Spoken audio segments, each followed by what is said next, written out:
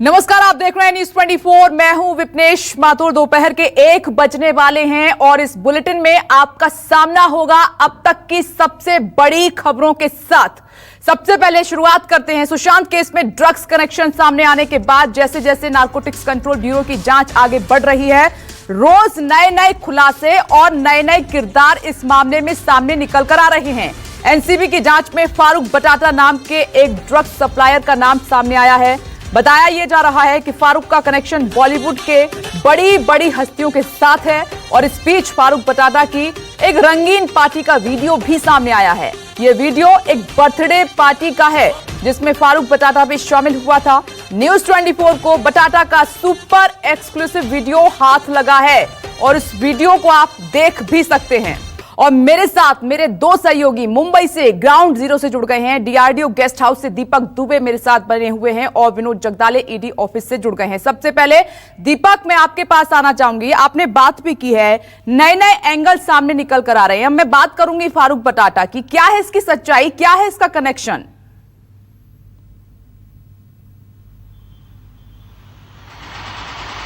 जी, आपको बता दें साल 2012 तक ये जो शख्स था ये बिल्कुल भी इसके पास ज़्यादा पैसे नहीं थे। यहाँ तक कि ये आलू बेचा करता था। बटाटा का नाम इसलिए इसका पड़ा कि महाराष्ट्र में आलू को बटाटा कहते हैं। और 2013 में इसके अंडरवर्ल्ड के 2-3 लोगों के कांटेक्ट में आता है और उसके बाद से ही इसका जो ड्रग्स का खेल है वो शुरू हो जाता है, जहाँ पर ये पैसे भरपूर कमाता है। जिस तरह से आप देख सकते हैं वीडियो में कि ये लाखों लाखों रुपए उड़ा रहा है ड्रग्स की दुनिया में। इसे ड्रग्स के एक सिंडिकेट को लेकर अगर मुंबई की बात की जाए तो ये बड़ा ड्रग्स पैडलर है और इस वक्त नारकोटिक्स कंट्रोल ब्यूरो के रडार पर है।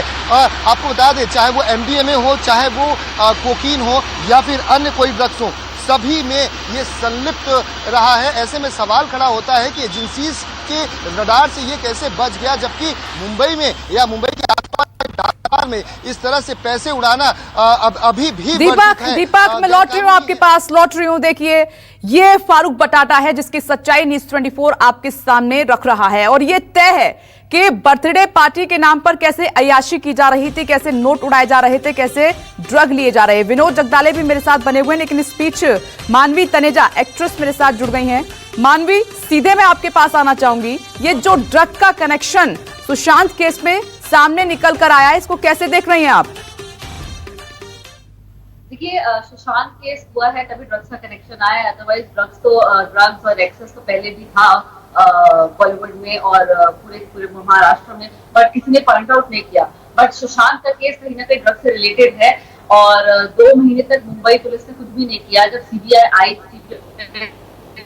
जैसे वो अपनी इन्वेस्टिगेशन कर रही है तो ड्रग्स का खुलासा हो रहा है। तो मतलब मेरा ये कहने का मतलब है कि ड्रग्स तो पहले भी मुंबई में थे, लेकिन हाँ, अब सुशांत के केस से थोड़ा उसको ज्यादा चर्चों में आए हैं और अब हम पकड़ रहे हैं। एक्चुअल जो ड्रग्स पेडलर है उनको हम मतलब सीबीआई थोड़ी उनकी जांच कर रही है।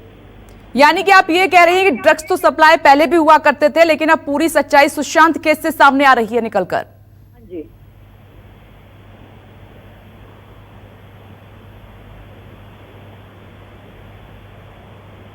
मानवी।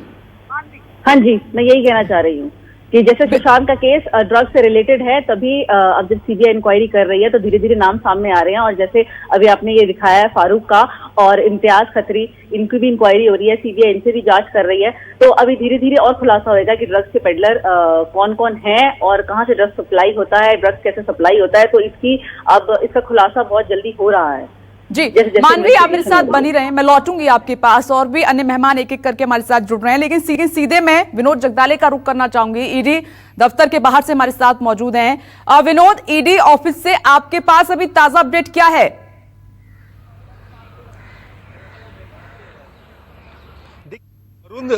फिलहाल यहाँ पर ईडी दफ्तर पहुंच चुका है, उससे पूछताछ, दूसरे दिन की पूछताछ वहां पर फिलहाल जारी है।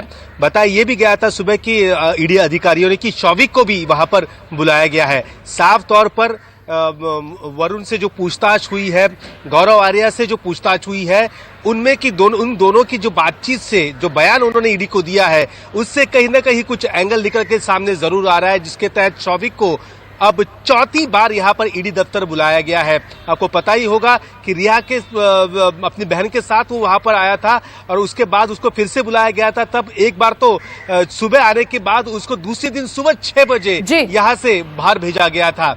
यानी अब चौथी बार वहां पर बुलाया गया तो जरूर कुछ न कुछ ड्रग्स सिंडिकेट के साथ उसके संबंध, ड्रग खरीदने में जो पैसे का इस्तेमाल हुआ था वो पैसा कहां से आया था और कैसे उसका इस्तेमाल हुआ था, इसके बारे में ईडी जरूर कुछ राज खोलना चाहती है, जिसके लिए वो अब शौविक से बात करना चाहती है। फिलहाल वरुण की यहां पर दूसरे दिन लगातार पूछताछ जारी है।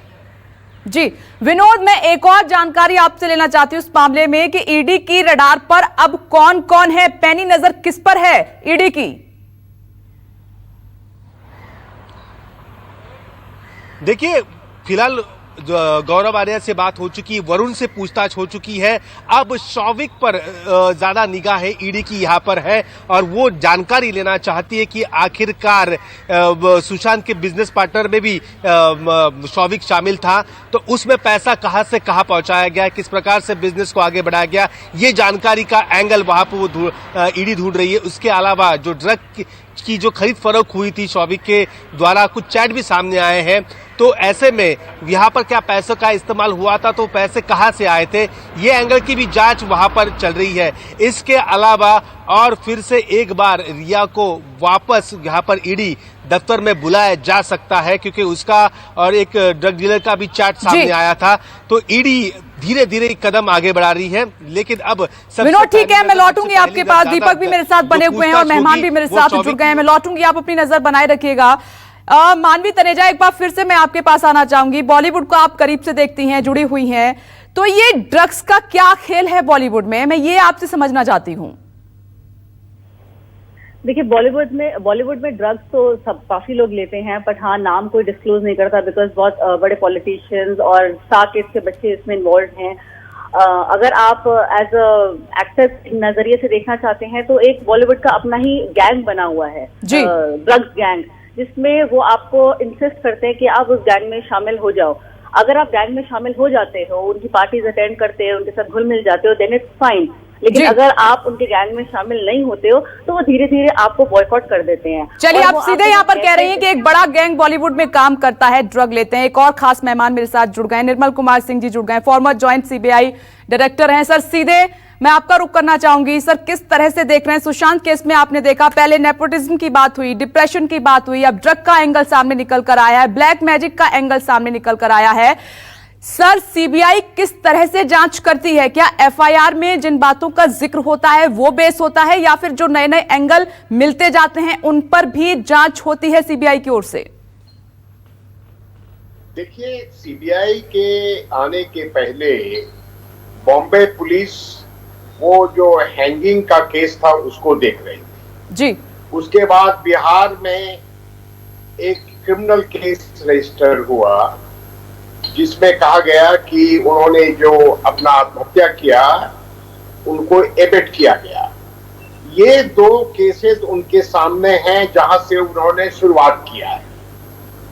अब उस तथ्य जो है, बॉम्बे पुलिस का जो जांच हुआ था उसका जो रिपोर्ट है उसमें जो ऑटोप्सी हुआ था, ये सारे विसरा का एग्जामिनेशन हुआ था, वो सारे बातें हैं, गवाहों के बयान हैं और अभियोग जो है बिहार के केस में। वो शुरुआत वो सारे बातों को देखने के बाद जो सभी उसमें जुटे हुए लोग हैं जिनके ऊपर जिनको दोषी बतलाया गया है या जिनके ऊपर संदेह है या जो वहां मौजूद थे, जो उन्होंने सारे बातों को देखा है, उस फ्लैट में मौजूद थे जब उनका मृत्यु हुआ, ये सारों बातों का जांच सीबीआई कर रही है। और वो शुरुआत होता है, वो सीबीआई अपने जांच में आगे बढ़ती है। अब अगर नई नई बात आएगी तो सीबीआई उसको भी देखेगा, क्योंकि उसको तो सच्चाई तक पहुंचना है, जड़ तक पहुंचना है जी। तो अगर जांच के दरमियान में शुरुआत यहां से हुआ, दोनों केस में तथ्य थे, उनको रिपोर्ट है, बयान है और गवाह हैं, और रिया के बारे में अभियोग लगाया गया, उनके माता पिता से पूछताछ किया गया, रिया से 4 दिन बुलाया गया, अब जो बातें फिर आगे, अब देखिए नारकोटिक्स कंट्रोल ब्यूरो भी इसमें शामिल हो गया इस जांच जी में। बिल्कुल। तो जो मैं समझ रहा हूं कि नारकोटिक्स कंट्रोल ब्यूरो का जो जांच है उसका दायरा बहुत बड़ा है। वहां जो ड्रग का जो अभियोग हो रहा है कि बॉम्बे में या फिल्मी दुनिया में जी जो ड्रग का व्यापार हो रहा है, लोग ड्रग खाते हैं या जो उनका ग्रुप है, जो भी है, ये अभियोग है। तो नारकोटिक्स कंट्रोल ब्यूरो का जो जांच है वो बहुत बृहद रूप में देख रहा है। वो कोई जरूरी नहीं है कि जो सुशांत का जो मृत्यु हुआ उसी को तो नहीं देख रही है, वो ड्रग एज सच देख रही है कि ड्रग डीलर्स कौन है, सप्लायर्स कौन है, खरीदते कौन है, खाते कौन है। ये तो इस सारे बातों को नारकोटिक्स ब्यूरो दिख रहा है और सीबीआई तो कंसंट्रेट। सर ये सवाल मैंने इसीलिए किया क्योंकि बहुत सारे ऐसे भी सवाल उठ रहे हैं, बहुत सारी ऐसी जानकारी मिल रही है। हालांकि न्यूज़ 24 ये बात नहीं कह रहा है कि दिशा सालियान केस की सीबीआई जांच कर रही है, कर सकती है, हम ये बात कह रहे हैं। तो मैं चाहूंगी कि इसको जरा क्लियर कीजिए कि क्या जो एफआईआर में बातें दर्ज हैं परिवार की ओर से उन्हीं पर ही सीबीआई जांच करती है या फिर दूसरे केस को भी ले सकती है वो अपने हिसाब से हाथ में? देखिए, सुप्रीम कोर्ट का आदेश बड़ा स्पष्ट था कि जो केस बिहार में रजिस्टर हुआ उसको वो केस सीबीआई के हाथ में सौंपा गया सुप्रीम कोर्ट के द्वारा। जी। बॉम्बे पुलिस प्रारंभिक अवस्था में काफी दिनों तक इसका जांच करता रहा, तो निश्चित रूप से सीबीआई उनके रिपोर्ट को भी देखेगा, उनके जांच को भी देखेगा। लेकिन सुप्रीम कोर्ट ने यह भी कहा था कि फिर इसके जांच के दरमियान में अगर इससे संबंधित कोई और केस आता है तो उसका भी जांच सीबीआई करेगी। जी, यानी कि आप कह रहे हैं कि जांच के दौरान जो जो चीजें सामने आती जाती हैं, जो जो एंगल हमें मिलते हैं, उस पर सीबीआई जांच करती है, गहनता से करती है। देखिए इस वक्त की बड़ी खबर, मुंबई की किला कोर्ट का ये आदेश और तमाम खास मेहमान मेरे साथ बने हुए हैं। नमस्कार, मैं हूं मानक गुप्ता। अगर आपको हमारा ये वीडियो पसंद आया हो तो इसे लाइक और शेयर जरूर करें और हाँ, हमें सब्सक्राइब और फॉलो करना ना भूलें ताकि आप देश और दुनिया की कोई खबर मिस ना करें। तो जुड़े रहिए हमारे साथ और देखते रहिए न्यूज़ 24।